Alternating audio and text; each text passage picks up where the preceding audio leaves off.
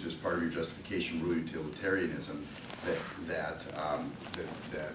that action, if applied as a rule, would promote the greater common good. But I would like you to take that same rule, rule utilitarianism, and apply it to falsifying documents. What if we used as a rule that social workers, police officers, people who have reporting duties falsify documents?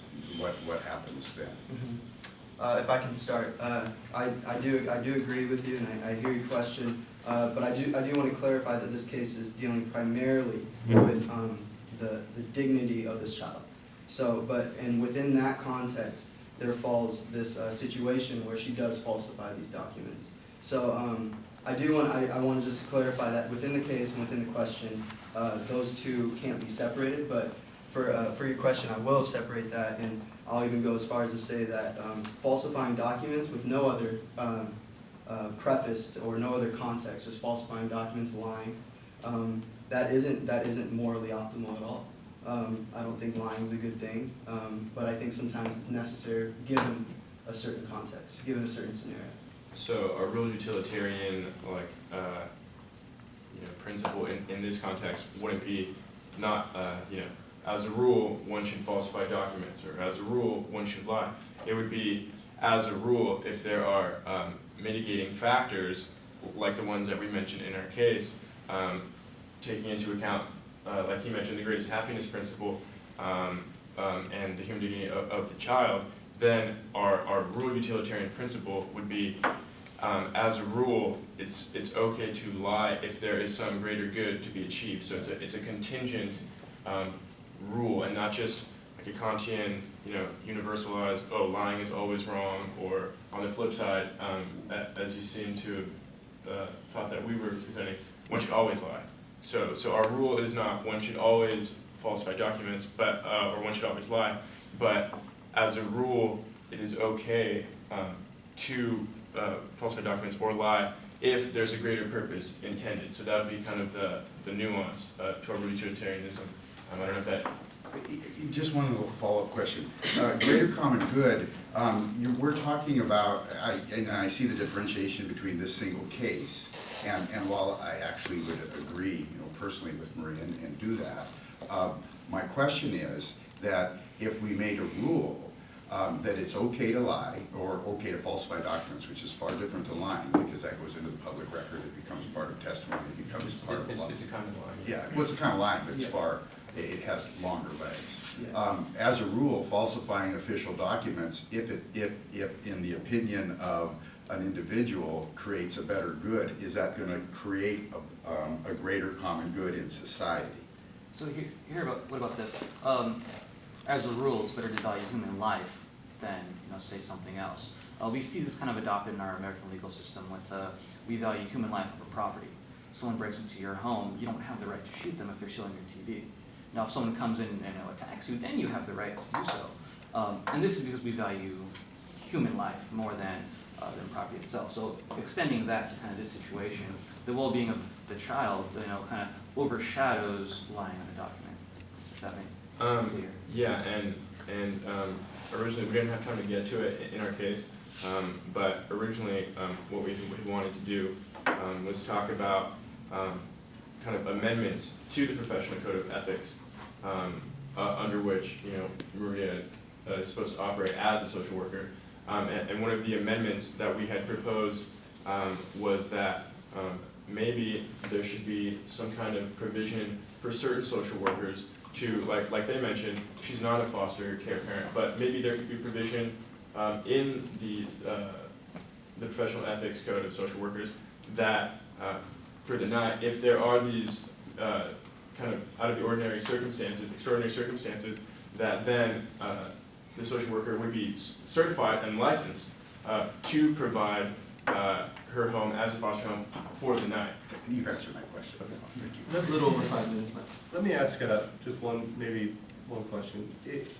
I understand that there are instances in which an otherwise immoral act may be deemed not immoral under the circumstances. Would it have been immoral for Maria to comply with her obligations, to comply with the guidelines, to comply with whatever protocol there was in place? Would it have been unethical for Maria to drop the girl off at interface and not falsify the document? Well, given our utilitarian framework, yeah, I mean, of course, generally we agree, yeah, you shouldn't lie. But given our framework, if she believed, which it's what she does believe, given the action that she takes, if she believes that interface would not be the better place for the child to go to, like Austin mentioned, interface isn't like a nice kids camp and stuff where everyone kind of gets along. No, it's a place for you know, kids that are struggling with not being abused, but being abusive towards other children. And so she took that action because she thought that wouldn't have been, I mean, she didn't want to put the child in a place where potential bullies are there, kind of thing. So yes. So I'm sorry, could you The repeat question this is, then it's immoral for her to follow the protocol? So yes, in this instance, it would be. Briefly, does that mean in every instance in which I can't just rely on the governing bodies, the powers that be, the laws that are in place? I have to evaluate every instance to determine my moral code? Yeah, I mean, I wouldn't say you necessarily have to like evaluate, you know, do some real deep philosophical reflection every time. You know, we get nothing done.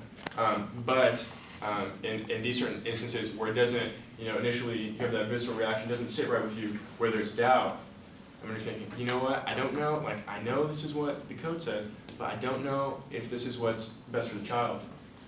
Then I think that you would morally have the discretion to be able to make that call, and that's why we were proposing for that little provision, that amendment to the Professional Code of Ethics for social workers to empower, you know, people think, you know what, I understand the code, but I don't think that's right.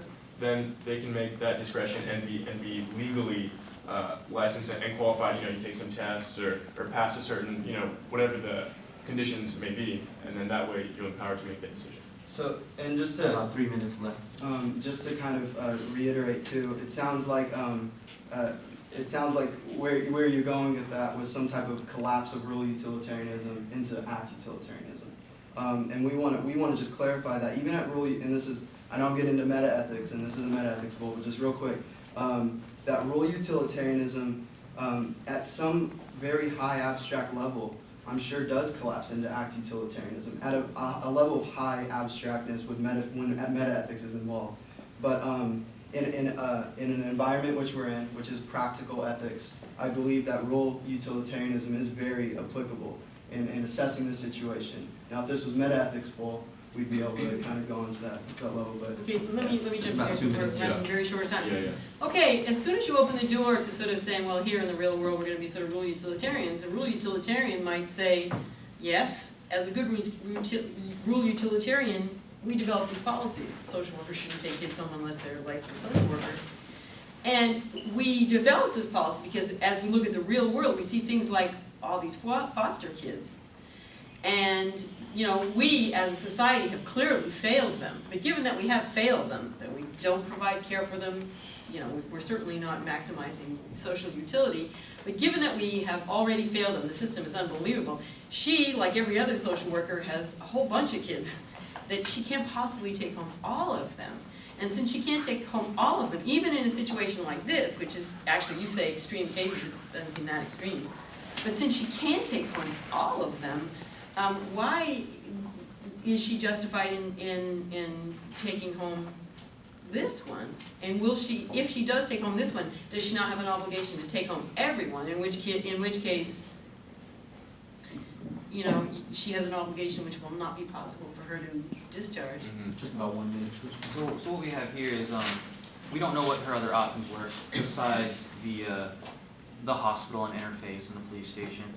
Maybe the other children that she deals with are in better group homes, and they just didn't have room for her that night. So without knowing all of those factors, to say that she has a responsibility to do this to every child would be a little unfair.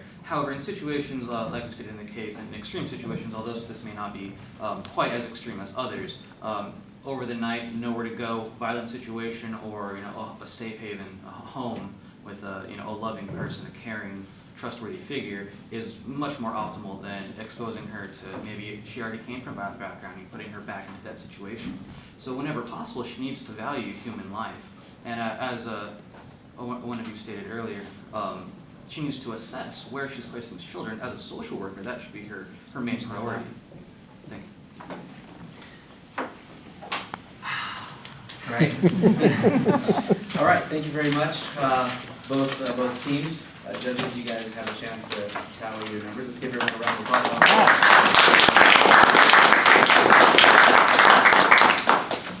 Why are you breaking any rules at this point? No, you're free to go. Go ahead, Mr. Right under your seat are Justin's glasses.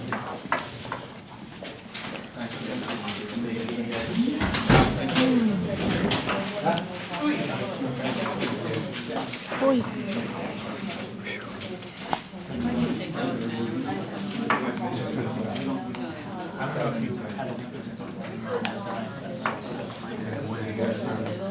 Before we've seen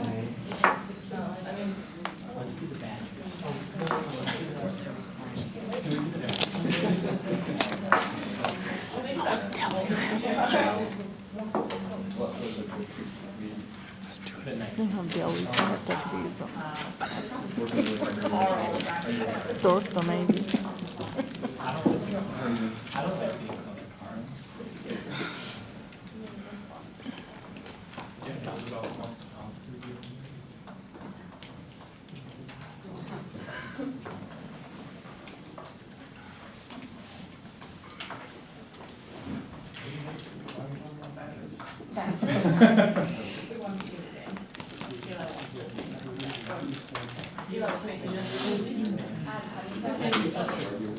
If the judges are ready, we'll go ahead and take your scores. We'll go ahead and start.